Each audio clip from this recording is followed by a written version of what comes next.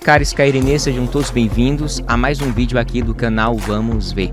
É um enorme prazer ter você aqui no nosso canal e se você não é inscrito, você já sabe, se inscreva aí, não paga nada e você estará por dentro de todas as notificações que o canal Vamos Ver presta aqui ao YouTube. E hoje aqui no canal eu tenho algumas informações para passar para vocês. E hoje aqui no canal nós temos algo muito especial, feito com muito carinho. Eu elaborei alguns estudos bíblicos para vocês, exatamente. Tudo o que você precisa saber sobre a Bíblia, certo? E hoje nós iremos estudar sobre bibliologia. Isso mesmo, bibliologia. Tudo o que você precisa saber para entender a palavra de Deus.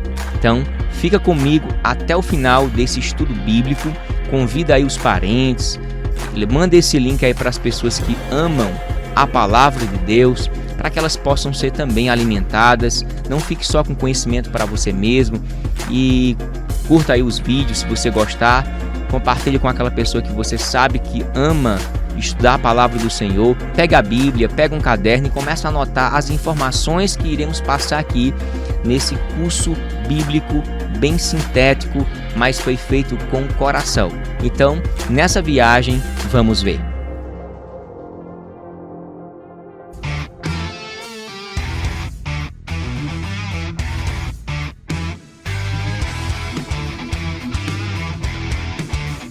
Vamos para a tela do computador. Aqui temos Vamos Ver, Professor Marcos. Como o que importa aqui de fato é o nosso estudo bíblico, então vai ser só o estudo bíblico. E aí, bibliologia, introdução geral à Bíblia. Então, tudo o que você precisa saber sobre bibliologia, nós iremos fazer uma introdução aqui geral à Bíblia para a sua pessoa. Então, desde já eu agradeço a sua participação, ela é muito importante para o crescimento do canal, o engajamento aqui e, sobretudo, para a propagação da palavra de Deus. É o que mais importa, sobretudo. Então vamos lá? Vamos ver, Prof. Marcos. Vamos entrar aqui. Informações técnicas. O que é que você precisa saber tecnicamente sobre a Bíblia, né? Quando eu falo Bíblia, eu falo da Bíblia cristã, porque existem outros tipos de Bíblias. Evidentemente, você vai saber isso ao longo do nosso curso aqui de bibliologia. Tudo o que você precisa saber sobre a Bíblia. A primeira informação que você precisa saber, ou que é de suma importância, todo amante das Escrituras, todo aquele que ama meditar, estudar e se aprofundar nas Escrituras, ele, de certa forma, necessitaria saber tudo que você precisa saber sobre as informações técnicas da Bíblia. O que é que você precisa saber tecnicamente sobre a Bíblia Sagrada? Vamos lá. Primeiro, existe um Antigo Testamento, ou uma Antiga Aliança, né? Ou, como alguns judeus falam, o Primeiro Testamento. Então, o Antigo Testamento, conhecido também como Primeiro Testamento ou Primeira Aliança, no que diz respeito à Bíblia cristã, a qual temos em mãos, ela contém 924 capítulos e 23.146 versículos no Antigo Testamento.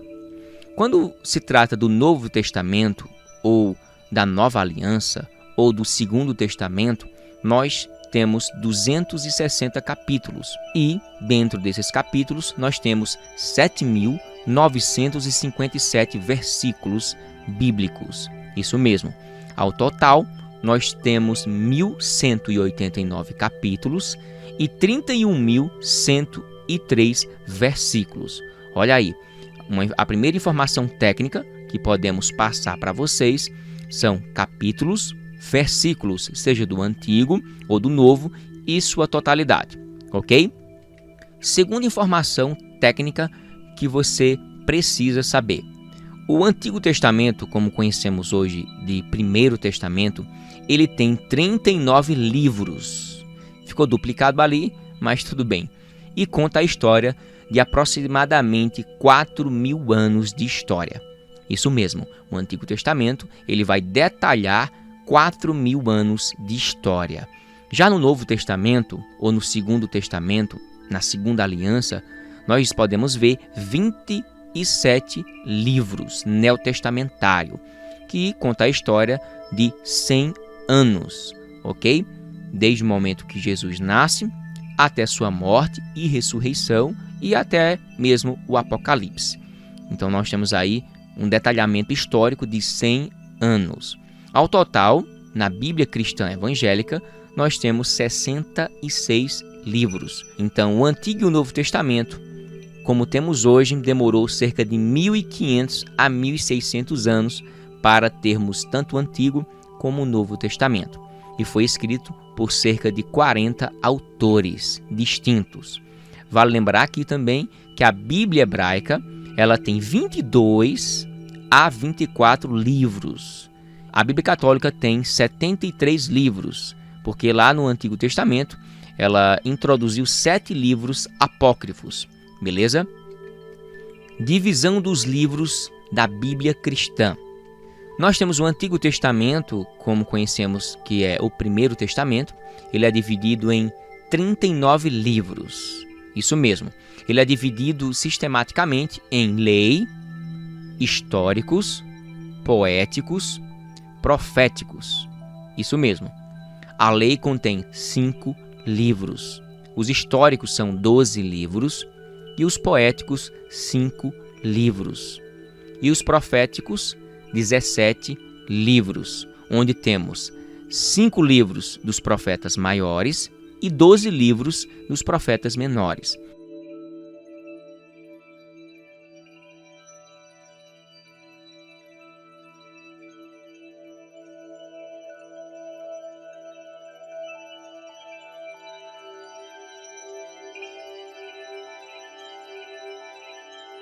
Essa questão de nomenclatura de maior e menor não tem nada a ver com o ministério profético, ok? Essa distinção de maior e menor não tem a ver com a questão de ministério profético, beleza? É só uma questão mais de tamanho de livro, ok? De conteúdo, de uma forma geral. Então, 5 livros, 5 maiores e 12 menores. Já no Novo Testamento ou no Segundo Testamento, na Segunda Aliança, nós podemos ver 27 livros, onde eles são subdivididos em evangelhos, histórico, profético, epístolas, ok? Em 4 divisões. Os evangelhos, 4 livros, o histórico, um único livro, profético, um único livro, e as epístolas, 21 ao total, onde temos 13 de Paulo e 8 gerais. Isso nós estamos seguindo a mesma definição da Igreja Ocidental, porque antigamente na Igreja Oriental se acreditava que Paulo tivesse sido o escritor aos Hebreus, então por isso que eles dizem 14 livros, certo? E 7 gerais. Isso foi um posicionamento da Igreja Oriental. Mas a maioria hoje, acadêmica e cristã, ela segue a segunda linha de interpretação, a segunda linha de posicionamento, que é 13 pastorais e 8 gerais. Ou seja, Hebreus não foi escrito por Paulo, ok?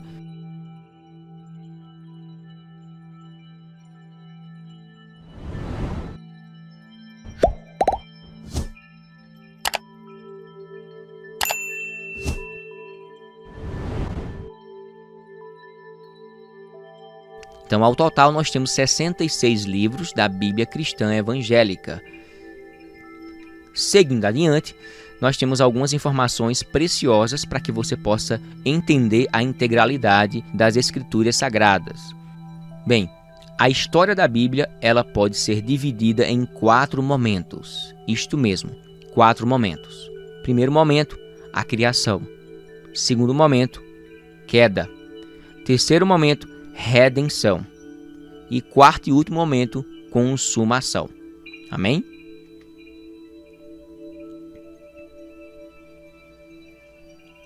Próximo ponto, iremos falar sobre Torá, Tanar ou Tanakh Talmud, explicações introdutórias. Mas o que de fato é a Torá, o Tanakh, o Talmud?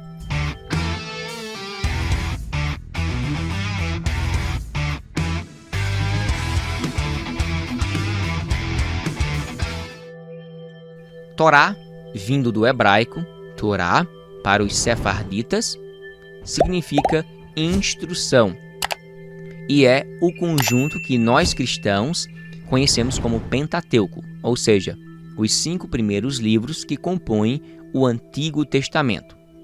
Costuma ser chamado simplesmente como lei, com a letra L maiúscula, e foi entregue a Moisés no Monte Sinai e registrada posteriormente por escribas judeus, terminando de ser composta em torno do século VI a.C. Agora nós temos a Tanakh, ou Tanakh, acrônimo que une a Torá, lei, Neviim, profetas, e Ketuvim, os escritos, compondo a Bíblia hebraica, chamada de Antigo ou Velho Testamento para nós cristãos. Existem controvérsias quanto ao período de sua escrita, mas temos certeza que começou a ser composta antes do século X a.C., provavelmente em 1200 ou 1440 a.C., e terminou de ser escrito anos depois do retorno do exílio em 538 a.C., como alguns estudiosos mais críticos alegam ter sido finalizado no ano de 147. É formado pelos livros Torá, Neviim e Ketuvim. A Torá são 5 livros, que é Gênesis, Êxodo, Levítico, Números e Deuteronômio. Os Neviim é Josué, Juízes, Samuel e Reis, que são os profetas antigos. Isaías, Jeremias, Ezequiel, profetas póstumos maiores. E os 12 profetas póstumos menores, divididos em nossa versão como Oséias, Joel, Amós, Obadias, Jonas, Miqueias, Naum, Abacuque, Sofonias, Ageu, Zacarias e Malaquias. Ketuvim, Salmos, Provérbios e Jó, que são poéticos. Cantares, Rute, Lamentações, Eclesiastes e Ester, os 5 rolos. E os livros de Daniel, Esdras e Neemias, um livro só. E Crônicas. Essa é a divisão da Tanakh. Temos agora o Talmud. O Talmud é, segundo a tradição judaica, Deus entregou a Moisés a instrução escrita, já esclarecida nos 2 tópicos anteriores, e a instrução falada, chamada de Torá oral e primeiramente transmitida a Josué. A partir de então, ela teria sido passada pelas autoridades judaicas séculos após séculos, até que após a destruição do segundo templo, no ano de 70 d.C., e a consequente diáspora do povo judeu, os mestres e escribas, conhecidos como Tanaitas, registraram esse conhecimento e tornaram-no especial ao judaísmo rabínico.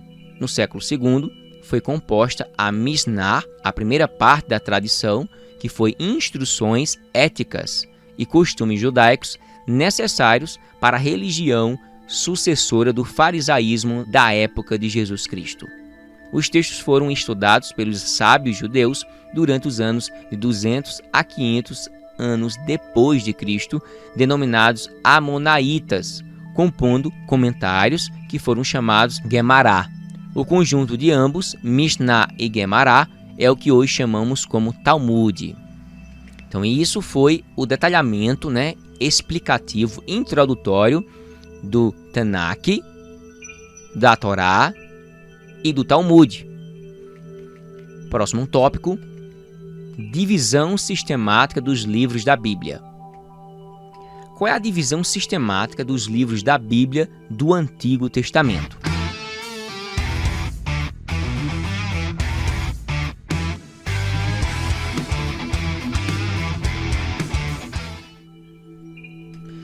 Nós temos a primeira parte chamada de lei, que são os 5 livros: Gênesis, Êxodo, Levítico, Números e Deuteronômio.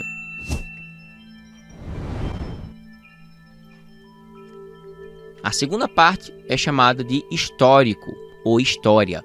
São 12 livros: Josué, Juízes, Rute, 1 Samuel, 2 Samuel, 1 Reis, 2 Reis, 1 Crônicas, 2 Crônicas, Esdras, Neemias e Ester. A terceira parte é sabedoria. São 5 livros: Jó, Salmos, Provérbios, Eclesiastes e Cantares. Quarta parte, profecia.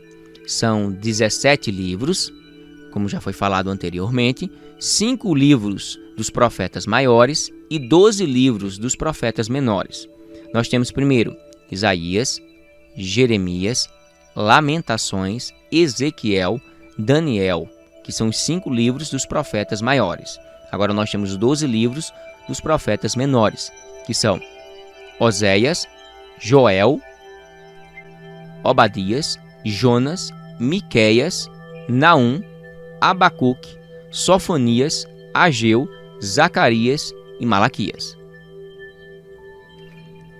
Agora nós temos a biblioteca acadêmica. O que é a biblioteca acadêmica? É justamente os 4 livros que os acadêmicos têm quando vão estudar profundamente as Escrituras. Isso aí é o básico, certo? É por onde se começa. Então, eu vou te mostrar essa biblioteca acadêmica. Vamos ver. Nós temos a Sturgartensia, em hebraico. Nós temos a Septuaginta ou Septuaginta. Muita gente tem dificuldades de falar essa palavra, né? Muitas pessoas dizem, eita, é Septuaginta ou Septuaginta? Ambos estão certos. Gente, é igual Antioquia e Antioquia. Antioquia e Antioquia. Um você está falando conforme o grego e o outro você está falando conforme o latim. E por fim, falamos Antioquia, que é mais a influência latina. Ok? Então, quando a gente fala Septuaginta, nós estamos falando em português.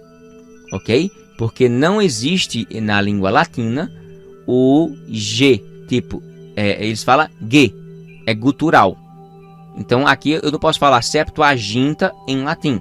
Em latim se fala o G, gutural. Então é Septuaginta se for em latim e Septuaginta se for em língua portuguesa. Então se você for falar e dizer, olha, em língua portuguesa nós temos a Bíblia Septuaginta, tá errado. Em língua portuguesa nós temos a Septuaginta. Em língua portuguesa eu falo Septuaginta. Em latim nós temos a Bíblia Septuaginta. Entendeu? Espero que tenha entendido, certo? A Septuaginta, o que foi e o que é, você vai saber já já. Então nós temos agora, terceiro, o do Novo Testamento, nós temos o Rikaine Diatheke, o Novo Testamento ou Nova Aliança. E por fim nós temos a Vulgata de São Jerônimo. Vamos analisar agora cada uma delas, certo? As Escrituras Sagradas, as Escrituras que conhecemos como Bíblia Sagrada.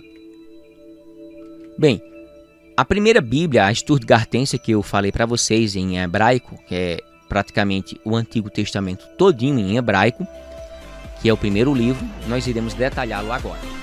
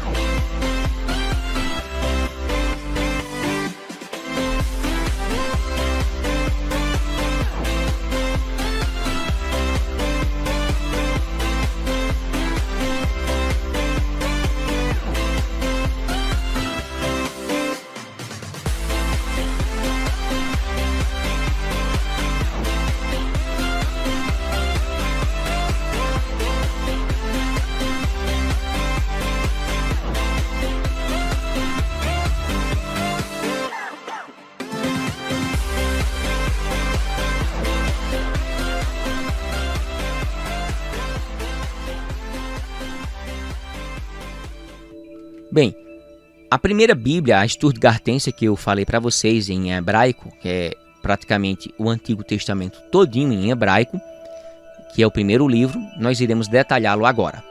Número 1.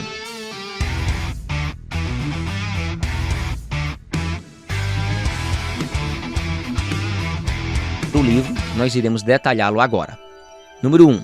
No judaísmo, o nome usado para a Bíblia em hebraico é Tanakh, que equivale ao Antigo Testamento, ou a Antiga Aliança, ou o Primeiro Testamento. De acordo com a tradição judaica, o Tanakh é composto por 24 livros, os mesmos encontrados no Velho Testamento protestante. Beleza? Uma observação bem importante para você. O Velho Testamento é uma coleção de livros que forma a primeira de duas partes do cânon bíblico cristão. A organização de seu conteúdo varia de igreja para igreja. A ortodoxa tem 51 livros, a protestante, 39. A católica, com seus 46 livros, onde há 7 livros apócrifos. Beleza? Mais adiante nós temos o segundo livro, que é a Septuaginta, que é a conhecida como LXX, os 70, ou os 72, é o nome da versão da Bíblia hebraica traduzida em etapas para o grego koiné, entre o século III a.C. e o século I a.C., em Alexandria. Dentre outras tantas, é a mais antiga tradução da Bíblia hebraica para o grego, língua franca do Mediterrâneo Oriental pelo tempo de Alexandre o Grande. O grego ele passou por 5 estágios.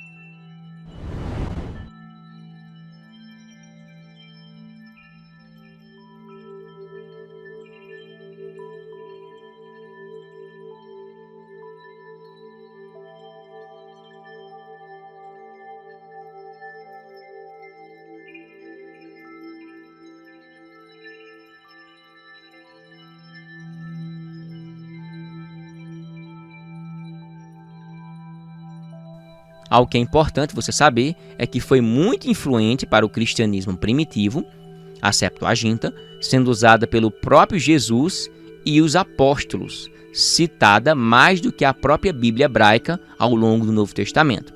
Ou seja, a Septuaginta ou Septuaginta, ela foi citada dezenas, centenas de vezes. Mais adiante nós temos o terceiro livro conhecido como Recaine Diatheke, que é justamente o Novo Testamento. Os manuscritos em grego existentes do Novo Testamento são cerca de 5.600.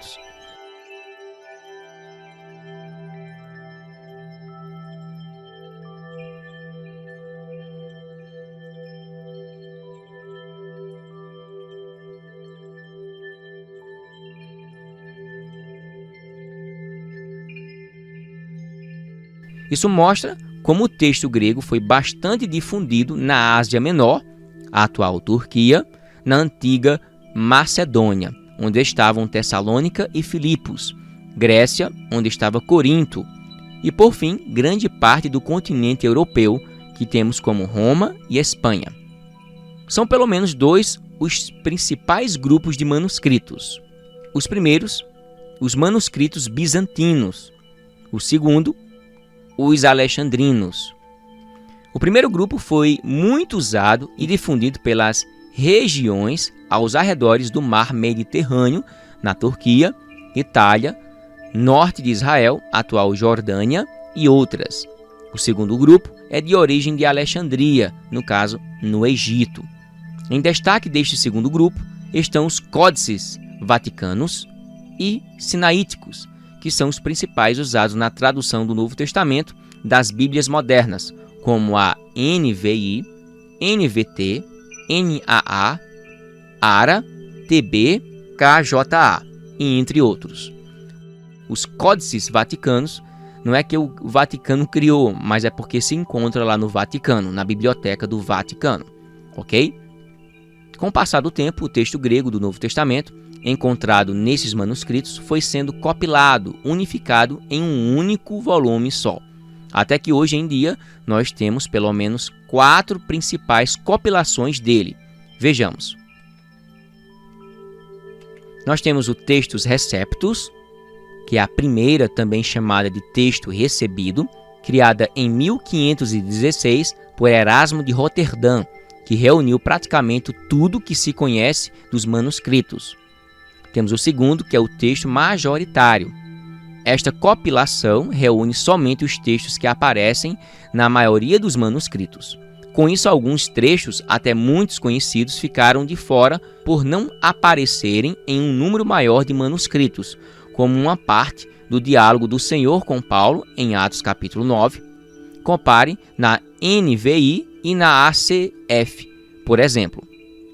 Temos também a Nestle Aland, de 1904. Nestle Aland. Esta é a compilação de preferência dos tradutores modernos, pois ela geralmente traz o texto que consta nos manuscritos mais antigos, julgando eles serem estes os mais próximos do que o texto do Novo Testamento verdadeiramente é.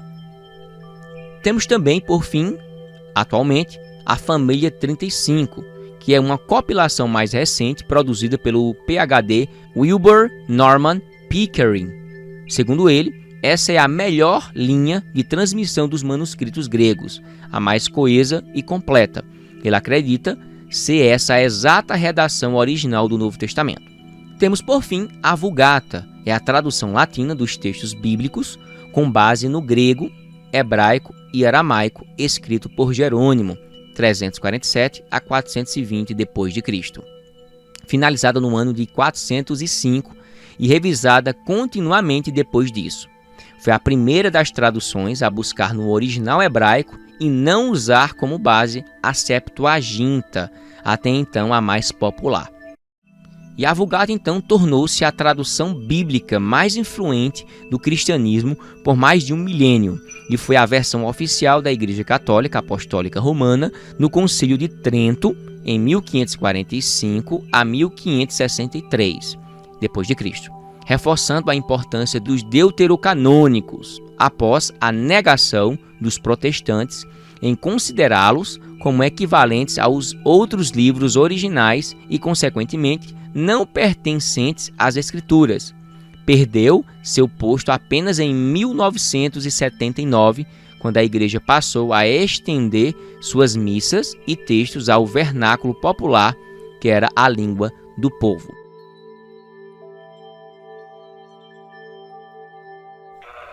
Embora o próprio São Jerônimo não tenha se utilizado da Septuaginta para produzir a versão Vulgata em língua latina, mas ele se utilizou da sequência dos livros que está na Septuaginta, embora se utilizou do Antigo Testamento na hebraica. Então ele pega do hebraico e traduz para o latim, mas não se utiliza do texto propriamente dito do grego, que é justamente a Septuaginta.